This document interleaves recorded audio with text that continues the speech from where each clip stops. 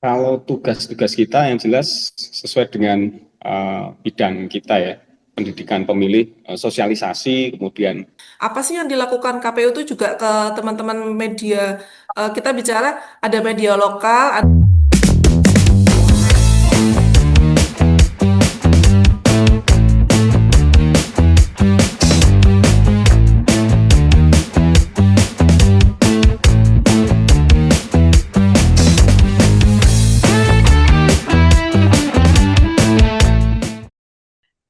Hai teman pemilih, apa kabar hari ini?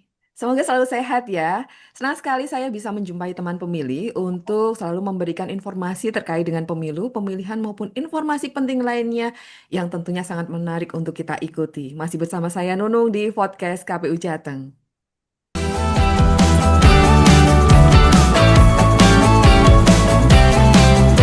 Teman pemilih, untuk podcast KPU Jateng episode Amazing Kapko, kita sudah bergabung dengan KPU Kabupaten Kota yang nanti akan berbincang dengan kita dan tentunya banyak sharing yang akan diberikan oleh Ketua Divisi Sosdikli Parmas KPU Kabupaten Kota. Sudah bergabung dengan kita KPU Kota Salatiga dengan Bapak Wahyu Budi Utomo. Bapak, apa kabar Bapak? alhamdulillah baik Mbak Nunu. Gimana kabar Mbak Terima Nunu? kasih sudah bergabung dengan podcast KPU Jateng. Ya, terima kasih Mbak Nunu sudah diundang di podcast KPU Jateng. Baik, dan selanjutnya dari KPU Kabupaten Pati dengan Ibu Nugraheni Yulia Distiani. Ibu, apa kabar Ibu? kabar Mbak Nunung, Terima sehat. kasih sudah bergabung dengan podcast KPU Jateng. Terima kasih Mbak Nunung sudah diundang di podcast KPU Jateng. Iya, harapannya nanti Bapak dan Ibu bisa sharing dengan teman pemilih. Tentunya masih akan banyak hal-hal penting yang akan diikuti oleh teman pemilih nantinya. Pak Wahyu, Bu Adis. Ya, Mbak Baik. Nunu. Iya, teman pemilih di KPU Kabupaten Kota. Ketua Divisi Sosdikli Parmas tentunya menjadi garda terdepan untuk menjalin hubungan dengan masyarakat maupun pemilih di KPU Kabupaten Kota atau di wilayah masing-masing.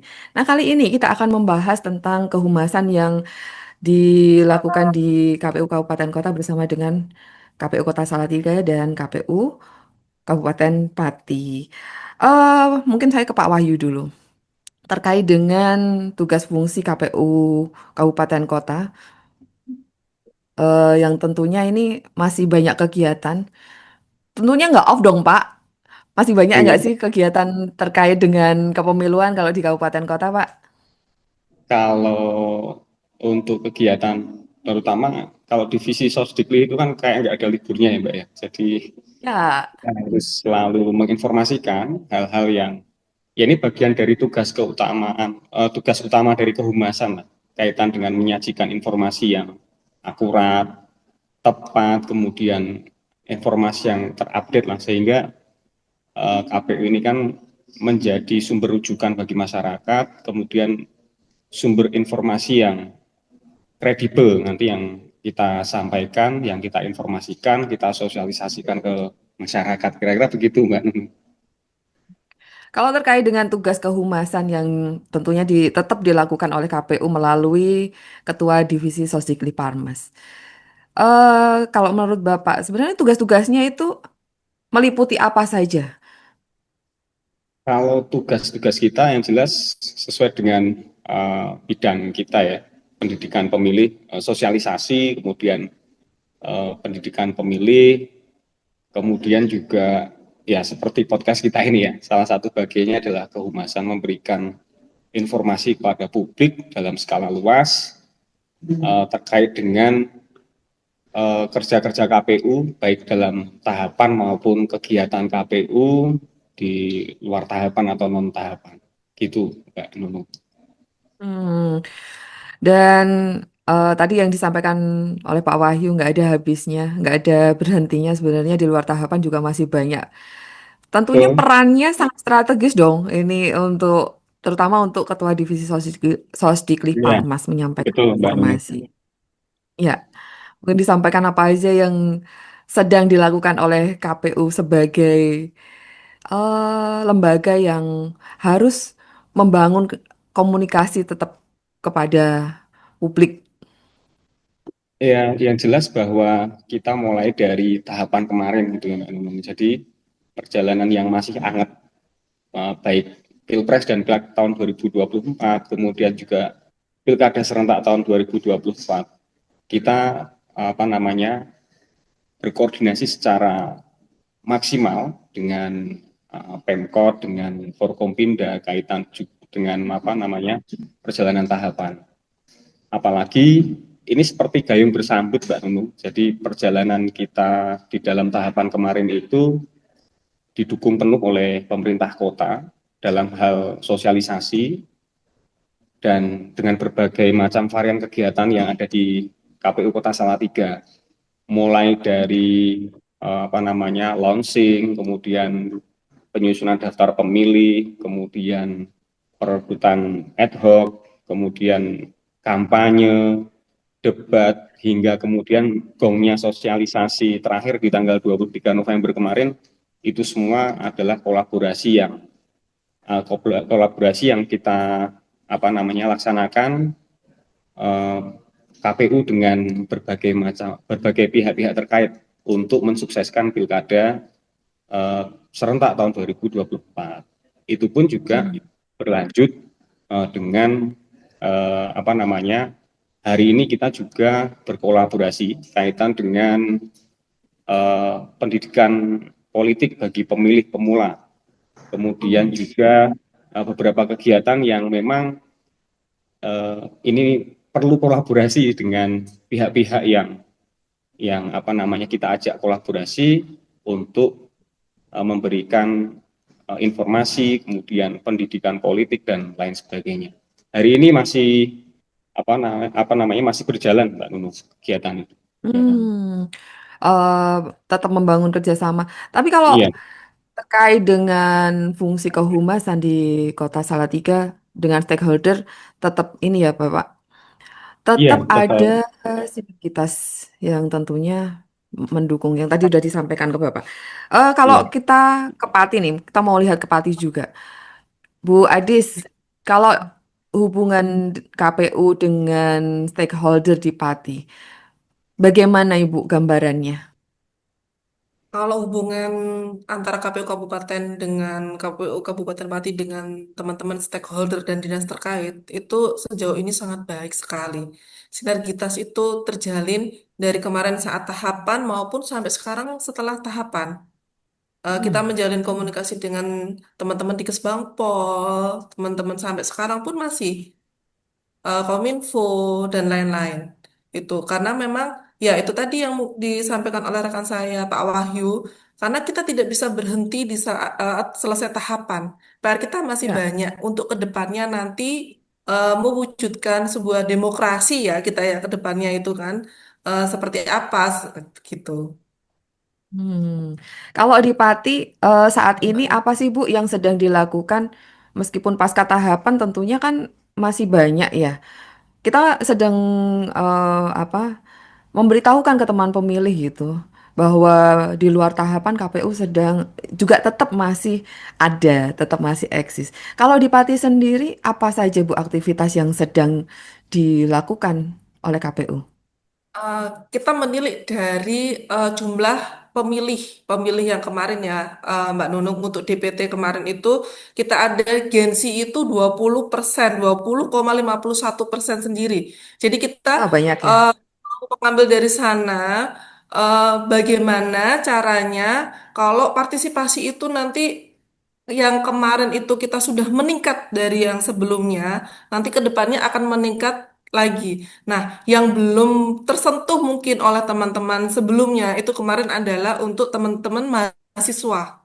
Mahasiswa Hmm. mungkin sebagian orang belum mengetahui kalau Pati itu juga ada universitas di sini kan seperti itu. Nah, sekarang kita mulai mengembangkan. Kemarin kita sudah memulai dengan mengadakan diskusi publik, stadium general untuk bahasanya nanti akan ada kader-kader. Kalau dulu ada relawan demokrasi begitu ya kan, yang sekarang sudah tidak ada lagi. Itu nanti kita rekrut dari teman-teman mahasiswa begitu Mbak Nunu. Tetap Ya, kita ada diskusi. Ya, tetap stadion apa bola seperti itu. menarik partisipasi aktif dari teman-teman mahasiswa tentunya menjadi PR oleh Ya, untuk Kabupaten Pati. ya, itu tetap kita komunikasikan dengan mereka. Ada kurang lebih 8 universitas atau setingkat akademik yang ada di Oh. Kabupaten Pati. Cukup banyak dan ini sebelumnya belum tersentuh oleh KPU, Ibu. Sejauh ini saya komunikasi dengan teman-teman memang belum pernah gitu. Jadi fokusnya mungkin Hmm. baru ke teman-teman SMA atau setingkat SMA begitu ya. Atau teman-teman mungkin malah justru di SMP begitu. Cuma kemarin memang kita ambil gebrakan karena eh, yang dari teman-teman PPK kemarin itu, Badan Ad Hoc, baik PPK PPS itu, ternyata juga banyak yang teman-teman mahasiswa. Ini bagian dari kaderisasi yang harus kita wujudkan gitu kan.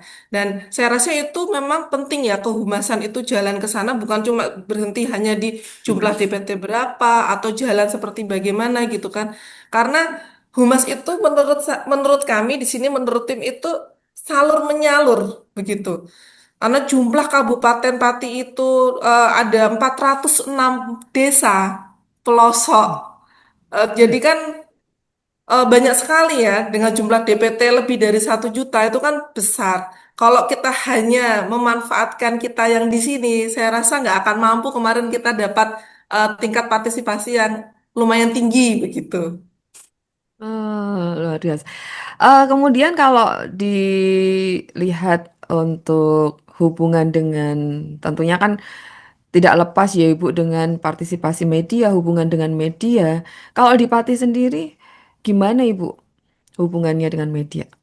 Oh, untuk media, kebetulan kita di sini juga mungkin teman-teman yang lain juga ada media center yang kita sediakan di kantor KPU Kabupaten Pati begitu. Terus kita ada grup juga sampai sekarang masih ada. Jadi kemarin sempat setelah tahapan ada PAW satu gitu di DPRD itu juga teman-teman media kita rilis semuanya kegiatan KPU kita rilis apa sih yang dilakukan KPU itu juga ke teman-teman media.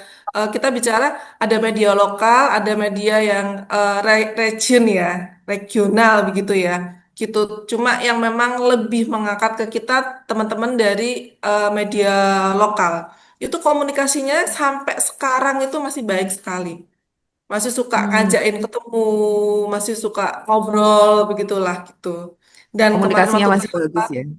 ya, kalau kemarin waktu tahapan beberapa kali mungkin sama mungkin yang dilakukan oleh teman-teman KPU yang lain, kita ada media gathering begitu yang kita kontinyukan gitu kan nggak cuma sekali kita laksanakan gitu beberapa kali lah kita melakukan media gathering dengan teman-teman media. Begitu Hmm. Mbak Nurul. Kalau strategi yang diambil oleh KPU Kabupaten Pati apa aja Ibu untuk membangun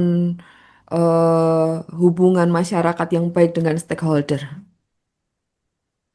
Kalau kita selama ini, eh, ya itu tadi, komunikasi yang baik dengan stakeholder dan beberapa kali ya sampai sekarang pun setelah tahapan, kita juga beberapa kali berkoordinasi, apalagi mungkin Mbak Nunu juga kemarin dan teman-teman dengar ya, parti ini seperti apa kan, seperti itu kan. Itu juga bagian Ya. nanti dari kehumasan yang akan maju begitu. Karena kan kita kan wajah ya, KPU itu wajahnya itu kan di Parmas kan seperti itu, wajah teman-teman KPU Kabupaten Pati ya kita-kita ini nih, yang di tim Parmas ini kan begitu. Nah, itu tadi Mbak Nunung. Koordinasi kita kontinyukan dengan teman-teman semuanya, kita jalin semuanya. Jadi kalau berapa kali ini kemarin Kabupaten Pati apa tuh namanya? Merayakan ulang tahun, kita juga melakukan itu koordinasi terus, lanjut komunikasi terus, terus menyampaikan. Kita juga sudah audiensi ke beberapa uh, dinas atau stakeholder seperti itu tentang kegiatan KPU Kabupaten Pati ke depannya seperti apa. Termasuk Hmm. teman-teman kemarin bukan cuma sekedar teman-teman Datin ya yang melakukan PPDB begitu, tapi tim Parmas itu berusaha tugasnya mengolah gimana konten itu bisa terbentuk masyarakat itu bisa tahu apa itu PPDB. Nah, itu PR-nya dari Humas seperti itu. Kan kemarin kita sempat berapa kali bikin konten ya, biar masyarakat itu tahu PPDB itu seperti apa. Kalau kita tidak membuat atau memikirkan suatu hal yang kreatif begitu, masyarakat Pati nggak akan tertarik nih gitu. Itu tantangan itu buat kita, apa tim humas begitu, untuk berpikir lebih kreatif dan up to date. Ya, dan tentunya tantangannya bisa terjawab dong oleh KPU Kabupaten Pati. Alhamdulillah teman-teman kreatif-kreatif ini. Kemarin konten beberapa kali kita sempat ini di-lag oleh teman-teman KPU provinsi lain begitu, oleh teman-teman dari luar Jawa juga begitu. Ya, harapannya teman-teman masih tetap eh, terus berkarya dan bisa mengembangkan Semangat kreativitasnya ya, berkarya. Bu. Pak Wahyu, kalau Ya, pemanfaatan media sosial, menurut Pak Wahyu, apakah ini efektif untuk dilakukan oleh KPU mengembangkan kehumasannya? iya, saya kira ini pasti akan diamini oleh KPU seluruh Indonesia, Mbak.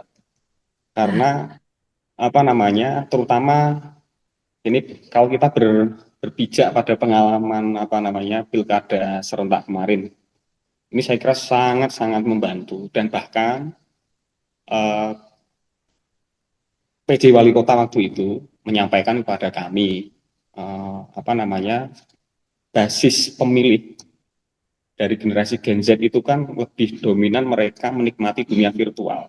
Akhirnya ini memotivasi kami untuk seperti yang disampaikan oleh Mbak Adis tadi, kita memproduksi konten-konten gitu, video-video pendek yang kaitannya dengan informasi, kemudian pendidikan politik lah bagi pemilih pemula. Karena apa namanya dunia hari ini kan dunia virtual, Mbak ya. Apalagi kegiatan kita hari ini pun juga dalam bingkai dunia virtual. Jadi saya kira ini akan masih sangat masif nanti ketika di kegiatan kepemiluan yang akan datang. Sampai hari ini pun sebenarnya ya kita 11-12 sebenarnya dengan KPU Kabupaten Pati ya. Mungkin juga KPU yang lain. Saya kira juga kita memproduksi berbagai macam apa namanya konten, kemudian podcast kita juga ada gitu. Pada prinsipnya kita memanfaatkan media sosial, baik itu Instagram, kemudian Facebook, kemudian ada TikTok, kemudian ada X, itu semua mesin-mesin ini coba kita hidupkan sebagai sarana apa namanya memberitahukan kepada publik bahwa KPU ini nggak libur begitu. Jadi KPU ini sampai dengan detik ini kita masih punya gawe yang sedemikian banyak. Nah, benar tadi disampaikan ada penyusunan daftar pemilih berkelanjutan, misalkan penyusunan data pemilih berkelanjutan ini kan eh, berlanjut terus. Jadi progres-progresnya nanti seperti apa ini kan dari Rendatin menyampaikan kepada apa kehumasan kita yang nanti akan membuat kontennya, membuat atribut-atribut macam-macam lah kaitan yang ini menarik bagi para pemilih pemula.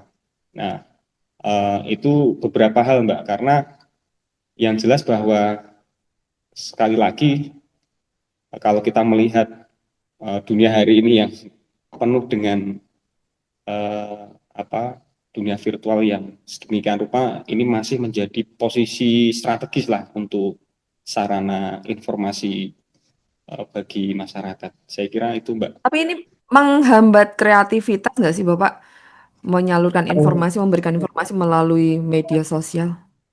Kalau menghambat tidak Mbak ya, karena media sosial itu kan ya sebagai komunikasi, ya juga Ya. sebagai informasi.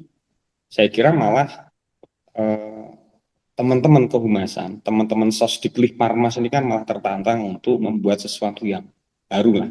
Meskipun kita juga apa amati, tiru dan modifikasi itu hal yang alamiah, ya, tetapi ada hal-hal baru yang kemudian kita bisa produksi di situ. Misalkan kayak kita punya konten kepoin pemilu, kita punya apa kita belajar sejarah, misalkan sejarah kepemiluan itu kan nggak harus kemudian ya apalagi anak-anak sekarang Mbak Gen Z gitu baca buku ya ya agak aduh pusing gitu karena tulisan tok ya kita selipkan di situ, kita produksi hal-hal yang itu bisa didengar, bisa dilihat, dan hanya membutuhkan sekian menit saja kan begitu. Artinya ini tidak akan, menurut saya ini tidak akan apa ya, eh, tidak akan memutus mata rantai kreativitas lah dari teman-teman.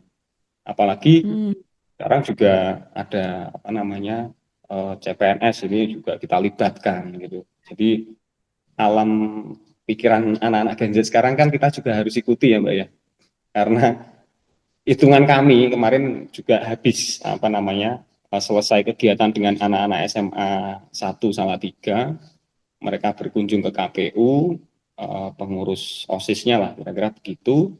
Nah mereka ingin ada pilketos, kemudian caranya bagaimana ya kita sampaikan ke Hmm. mereka, teknisnya seperti apa, kemudian strategi sosialisasi itu bagaimana.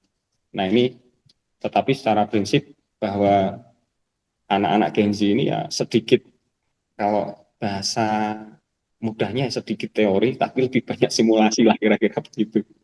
Nah Ya, ya, ya. dari hal ini kita bisa produksi lah apa namanya, wah ini menarik ini kalau simulasi kita videoin nanti kita tampilkan di media sosial KPU, ini juga bagian dari apa pendidikan juga gitu. Dan kan apa ya, bukan berarti mengerti minat baca kita enggak, cuman Ya. eh, ada strategi yang lain lah untuk anak Gen Z sekarang. Nah hitungan kami Mbak, hitungan kami, saya kira juga nggak hanya Gen Z sih, tetapi semua ya, semua semua lapisan lapisan usia lah, semua hari ini sudah punya gadget semua. Bahkan kegiatan tahapan pilkada kemarin, 17-an di tahun 2024 itu ketika ad hoc sudah terbentuk, kita mendorong, kita kumpulkan ad hoc terutama divisi Sosdiklik baik PPS dan PPK itu untuk segera membuat ini apa, grup-grup media sosial Hmm. untuk apa, perluasan informasi kepada mereka sampai kepada kan nanti kalau sekarang itu kan grup RT ada WA-nya, grup RW ada Ya. WA-nya. Jadi kan ini kita memanfaatkan itu Mbak, tanpa menghilangkan substansi informasi yang kita sampaikan. Nah kira-kira begitu Mbak Nunung. Dari kreativitas nggak ada permasalahan untuk disampaikan ke media sosial, kemudian jaringan juga sudah sangat kuat. Nah, masih ada kendala nggak sih Bapak untuk apa melaksanakan atau menjalankan tugas kehumasan di KPU? Ya kalau kendala ya biasanya terkait dengan, nah ini non sewu, karena biasanya anggaran lah kira-kira begitu. Nah kita buat podcast itu meskipun non sewu ini hanya satu contoh ya Mbak. Kita buat podcast ya sesederhana mungkin, tetapi juga tidak kalah kualitas lah kira-kira begitu. Ya. Substansinya dapat, meskipun apa ya, ibaratnya kita dengan kondisi yang seperti ini kita bisa buat apa, kita bisa memproduksi apa, kita bisa buat karya seperti apa. Yang jelas eh, itu bukan menjadi kendala bagi kami. Apapun kondisinya, kita tetap harus berkarya, kira-kira begitu. Ini sudah jadi simbol, kalau jadi penyelenggara harus berintegritas lah. Kalau dalam kondisi seperti ini kita harus tetap berkarya. Emang tugas tugas lahir dan batinnya Sosdiklik Parmas lah, kira-kira begitu. Ya, luar biasa kayaknya sebenarnya udah banyak ide nih kayaknya Pak Wahyu ya Pak ya untuk untuk disampaikan ke masyarakat info-infonya Iya, tentunya dengan cara yang menarik. iya betul Mbak. Ini apalagi staf-staf ini kan apa namanya, kita koordinasi dengan teman-teman staf. Ini mau debat apa, kita briefing dulu, kemudian oh ya, ada yang bikin berita, ada yang bikin konten seperti yang saya sebutkan tadi lah. Jadi Ya. sebenarnya ada banyak Mbak, tapi kalau saya sebutkan mungkin di lain. 5 jam. Tapi banyak, sebenarnya banyak. Iya, iya, Apa iya, ya, tentunya. model-model lah Intinya, kira-kira. Iya. iya, karena SDM kita juga udah banyak dan mumpuni tentunya, jadinya tentunya ide-ide masih banyak. Kalau di Pati, dengan kultur yang berbeda, dengan kebiasaan yang berbeda, tentunya ada perbedaan kan ya dengan Salatiga. Ada kendala nggak sih Bu Adis untuk memberikan informasi ke masyarakat? Saya baru mau bilang ini Mbak Nunung. Kalau Pati dengan Salatiga itu kan bedanya jauh ya, Ya, Mbak. Jangan Ya, ditawari. betul. saya 30-40 kecamatan, Mbak. Salatiga itu bisa sampai tingkat RT ya gitu ya. Ya itu bikin salah paham. KPPS aja bisa punya grup ya kamu ya. PPS, PPK itu saat tak kumpulin jadi satu itu kan betapa luasnya. Langsung ya ditarik ke KPU Kota ke Salatiga, KPU ya. ya. Iya aku kalau Bu ngomongin Adis, kayak gitu. kalau di Pati gimana Ibu? Kalau di Pati itu dengan tadi yang sudah saya sebutkan ya Mbak, kita ada 21 kecamatan, 406 desa gitu kan ya. Sedangkan juga daerahnya seperti itu, kita ada satu daerah yang namanya itu Desa Wates Haji. Itu kita harus ke sana. Kalau kita ke sana itu kita harus lewat Blora, lewat kawasan Blora dulu, jadi muter begitu Mbak. Waktu itu petugas KPPS, ini saya cerita sedikit ya betapa susahnya begitu kan ya. Teman-teman di Badan Ad Hoc itu sempat kemarin waktu saya ke sana itu baru bilang seperti ini. Ibu, daripada kan sosialisasi banner saya harus ambil ke kecamatan, kecamatannya Pucuk Wangi, lebih baik Ibu ngirimkan saya file begitu. Jadi nanti saya cetak aja di sini. Karena uang bensinnya dengan uang cetaknya itu lebih mahal uangnya apa namanya Cetak. transportasinya ke kecamatan untuk mengambil banner itu atau bahan sosialisasi seperti itu. Akhirnya ya sudah untuk satu apa PPS ini kita bikinkan anggaran tersendiri lah ya untuk itu kan karena perjuangannya memang seperti itu. Nah, kesulitan-kesulitan itulah karena kultur terus demografi begitu ya Mbak Nunung ya. Itu yang memang Pati itu kita tidak mungkin bisa seperti ini kalau tidak ada teman-teman Badan Ad Hoc, teman-teman PPS sampai ke KPPS begitu.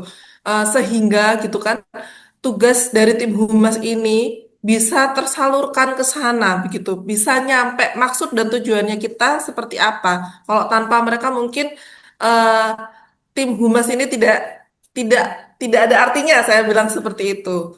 Begitu Mbak Nunung. Memang kesulitannya kita di sana, wilayah kita yang sangat luas gitu. Dan bahkan mungkin sinyal di sana aja jangankan mengakses IG begitu kan ya. Jangankan mengakses IG, mengakses YouTube gitu. Kalau kita ada beberapa tempat yang memang kita kesulitan untuk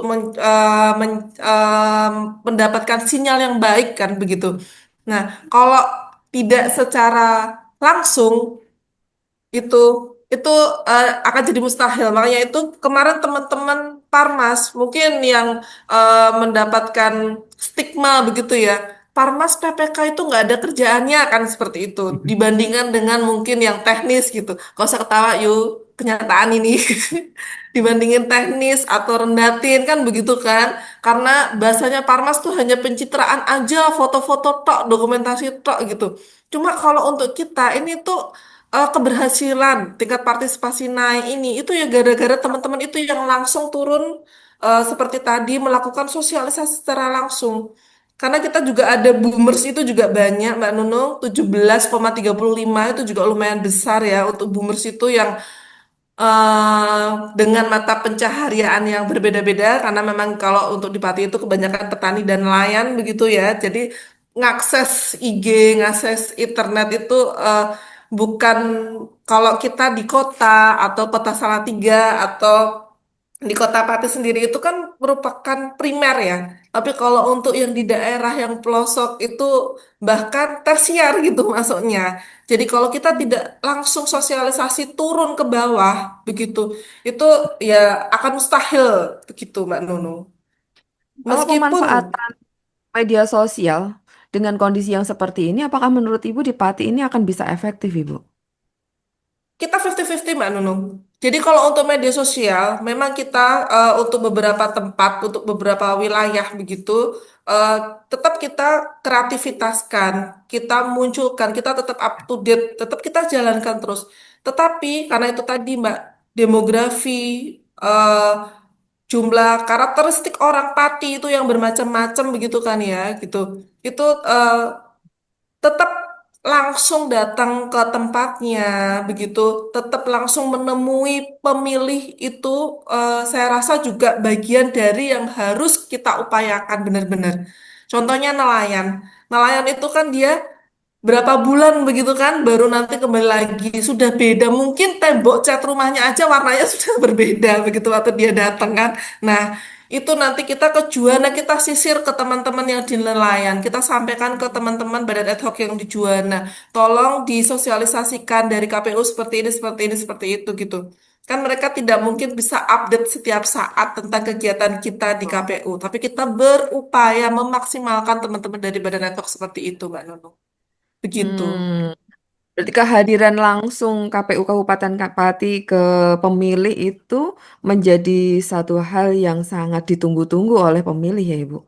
Betul, beberapa kali kita sosialisasikan itu juga ke daerah 3T begitu ya, biasanya ya. Itu yang tersampaikan, kita kemarin melakukan ke pasar, begitu Mbak Nunu, ke pasar 40 harian.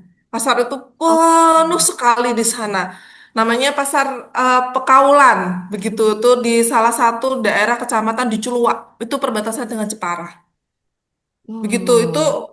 ramai sekali dan rata-rata orang di sana setelah kita itu excited begitu kita datang ke sana, karena ya itu masyarakat-masyarakat yang eh, cenderung bukan ke ini ya, Gen X dan Boomers ya yang di sana itu yang menyaksikan, senior saya bilang begitu, senior bukan tua ya tapi senior gitu. Iya, iya, Itu excited betul. sekali gitu, baru tahu kalau untuk waktu kemarin ya, ini cerita sedikit ya Mbak Nunung, waktu pas pilkada mungkin bupati, calon bupati, wakil bupati sudah pada tahu. Tapi untuk gubernur ternyata waktu kita ke sana itu Hamin berapa hari itu belum belum pada tahu calonnya siapa begitu. Jadi memang hal-hal seperti itu kalau Pati ini harus terus dilakukan oleh tim humas untuk langsung datang ke titik-titik tertentu gitu Mbak Nunu. Ya tidak semuanya. Tadi saya sudah sampaikan di awal, demografi demografi Pati ini luar biasa. Ada gunung di Sukolilo begitu kan, tapi ada laut di Juwana kan begitu. Nah, inilah PR dan kerja keras kita dari tim humas itu yang harus kita pertaruhkan. Gitu Mbak Nunung. Dengan kondisi yang demikian, harapan Ibu apa Ibu untuk pelaksanaan pemilu ke depan dan humas yang optimal dan tentunya bisa diterima oleh masyarakat? Kalau harapan dari kami, dari tim humas tetap continue ya gitu untuk kerja-kerja aktifnya kan gitu. eh Bisa diterima secara baik di masyarakat, karena PR kita sekarang adalah rata-rata orang itu sudah mulai apatis begitu Mbak Nono. Kalau saya lihat ya gitu, semakin tergerus dengan masa, semakin tergerus dengan zaman. Apalagi ini PR besar KPU, mungkin semuanya seluruh Indonesia sudah tahu. Nanti entah pilkada nanti ke depannya seperti apa, itu PR besar buat kita. Semoga masyarakat tidak apatis lagi dengan pemilihan yang namanya untuk meningkatkan demokrasi atau mempertahankan demokrasi di suatu negara. Itu kan salah satu contohnya adalah melalui pemilu atau pemilihan begitu. Dan ke depan semoga nanti bisa ada pelatihan untuk teman-teman tim humas, karena kalau cuma sekedar kita berpikir secara kreatif, tapi kita butuh teman-teman yang untuk mendesain, apa ya Mbak Nunung, ibarat kata tidak semuanya nih teman-teman bisa untuk desain, dari ngambil fotografi yang bagus. Kalau kemarin sudah ada ya pelatihan fotografi, tapi untuk desain biar layout itu terbaca enak gitu maksud saya. Bisa, karena kalau kita bicara sekarang itu Gen Z itu kadang-kadang kita bikin caption panjang, bikin apa banner tulisan panjang itu pada males untuk baca. Saya nggak tahu kenapa ini ya. Ataukah memang cuma di KPU Kabupaten Pati atau memang semuanya karena minim literasi sekali buat membaca saja. Nah, itu mungkin nanti ada tips dan triknya ke depannya tim humas untuk diajarin seperti itu. Biar orang itu lebih tertarik gitu loh Mbak Nunung untuk melihat, oh setidaknya melirik lah, oh KPU gitu. Begitu harapannya Ya, dari KPU Kabupaten Pati. menjadi PR bersama ya Ibu. PR Ya, bersama. itu kan bersama Pati. Benar Kalau kali ya? dari Oke, Pak Wahyu. Kalau dari ya betul sekali ini. Kalau dari Salatiga dengan kondisi yang berbeda dan tentunya mungkin Luasan wilayah. agak lebih ini ya, agak lebih mendapatkan kemudahan karena kulturnya juga berbeda. Pak Wahyu punya harapan apa sih untuk jalannya kehumasan KPU pada khususnya?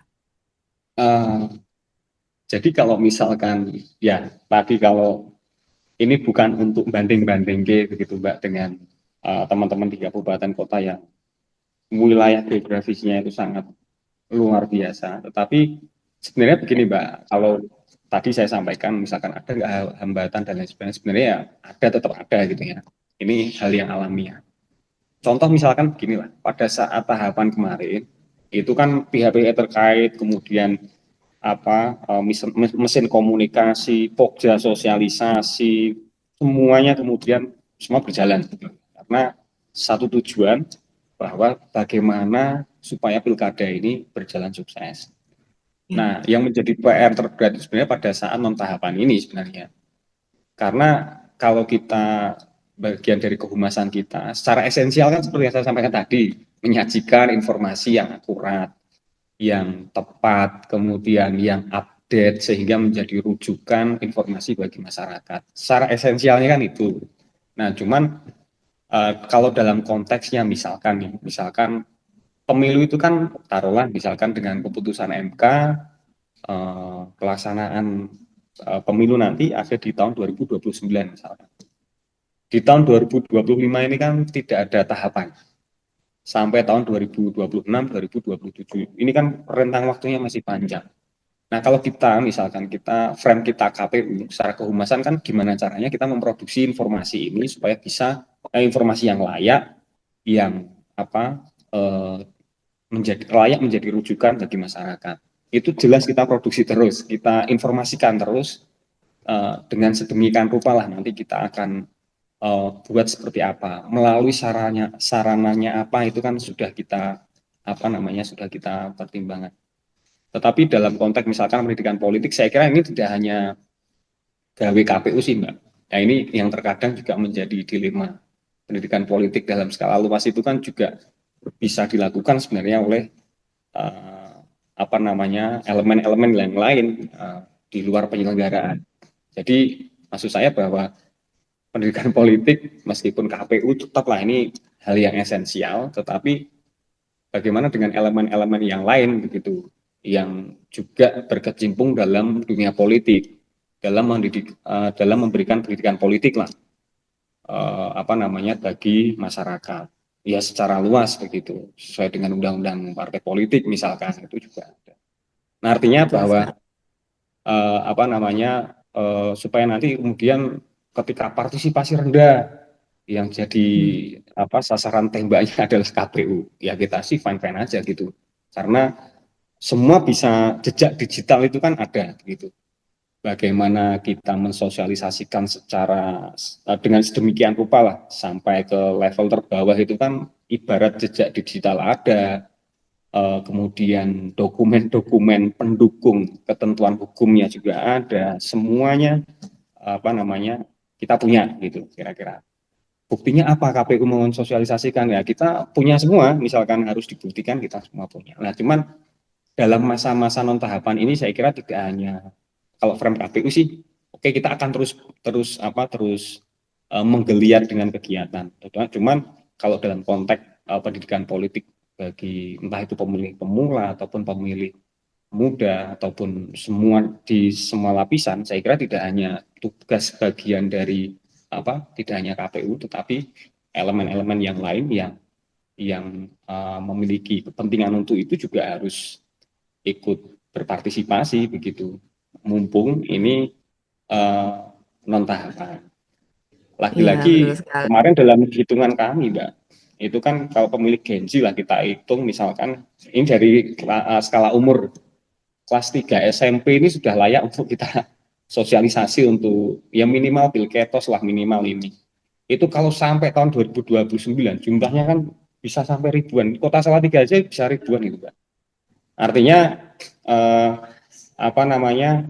Ini hal yang kemudian akan selalu kita sasar apa untuk informasi kepada semua lapisan lah, tidak hanya uh, pemilih pemula, ya itu termasuk kemudian semua segmen.